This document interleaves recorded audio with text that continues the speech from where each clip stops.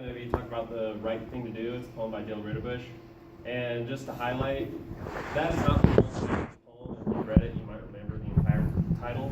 But I'm going to move on just to try to give an unbiased opinion of this poem. So the first half of the title is The Right Thing to Do. As you go into it, it starts talking about this beautiful woman, but it immediately mixes that beauty with like this death. She's told to strip. She's told she's naked at the edge of a crag.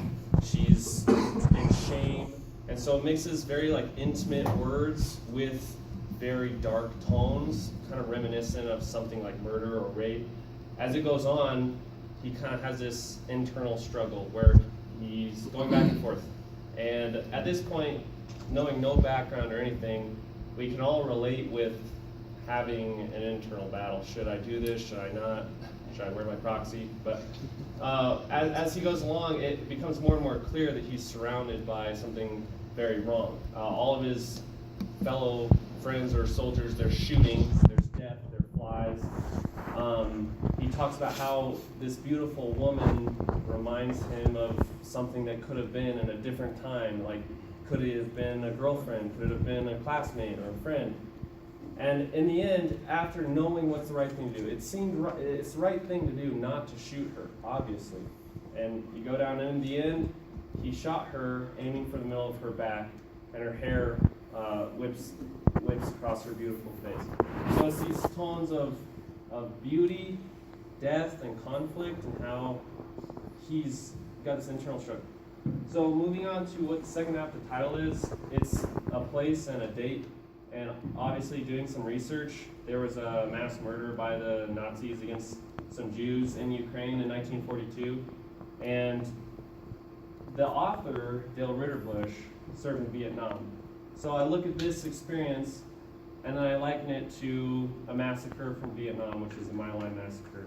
And the similarities between the two are very similar. Regardless of whether or not Ritterbush was there, which I doubt he was, there are many similar experiences between this human aspect of internal conflict, knowing what's right and what's wrong, sometimes doing that wrong thing, or sometimes having the courage to do the right thing. So here are some quick pictures. Like this is that part of the My Lai massacre, just babies, women, they're sprawled together, riddled with bullets. And here's Ukraine, 1942. And this is almost a description of the poem because as you can see, this woman is still alive and this soldier is about to shoot her. And so it's this, and they're all naked, just like in the poem, and they're all in this ravine. And so bringing it back to where you didn't know what the event was, you're just learning about this struggle, and it kind of takes this turn and kills her. You're like, whoa. As this truth claim that I believe that Ritterbush is trying to make is that, especially in war, but also just all of us regularly, more so than just making mistakes, because we all make mistakes, he also highlights that people directly make action, like they take actions that go against their own consciences or code of ethics.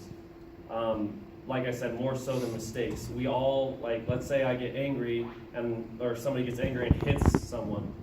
Their code of ethics might be peaceful, but in that moment, they chose to disobey their own ethics. So, moving on from there, Ritterbush starts off with that personal connection. You can feel for this person. There's this beautiful woman. He knows what the right thing to do is. There's a struggle, and then he chooses to do the wrong thing.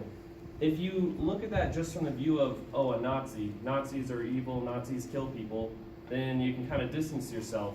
But without any sort of background, because in the poem there's no descriptors, there's no words like Jews or Nazis or Germany or Ukraine or anything like that. It's just in the title.